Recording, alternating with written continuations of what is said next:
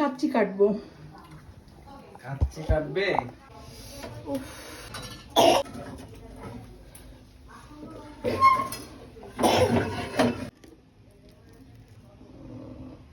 বিসমিল্লাহ।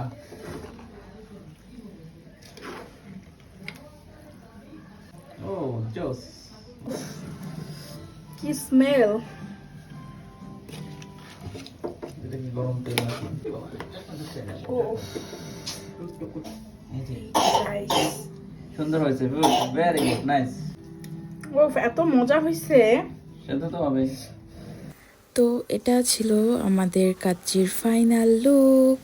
আর কাচ্চিটার স্মেলই বলে দিচ্ছিল যে এটা কি মজা হয়েছে। এটার কালারটা জাস্ট দেখেন, মানে আমরা ছোট ছোট মানুষ দুইটা বানাইছি, মানে ওদের মতো প্রফেশনাল তো আমরা না, আর ওদের মতো পারফেক্ট হবেও না, কিন্তু এতটুকু পারাটাও আমাদের জন্য অনেক বড় বিষয় ছিল।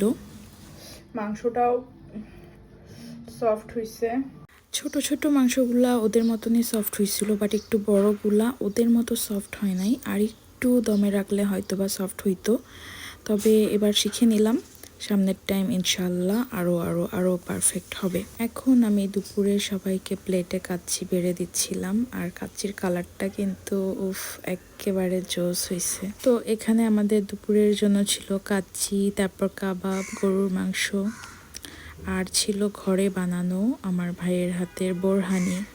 আর এই যে এখন আমি খাচ্ছি, দেখেন কাচ্চিটা কি পরিমাণ মানে গ্রেভি গ্রেভি হয়েছে, জুসি জুসি হয়েছে। যদিও বা মাংসটা জাস্ট ওদের মতো অত বেশি সফট হয় নাই, কিন্তু মানে এত মজা লাগতেছিল খাইতে, মানে ঘরের হিসেবে অনেক অনেক অনেক পারফেক্ট হয়েছে। আমি তো যখন এক একটা বাইট খাচ্ছিলাম আর নিজেদের প্রতি মানে প্রাউড ফিল হচ্ছিল যে আমরা কিভাবে এত মজার একটা কাচ্চি বাসায় তৈরি করলাম।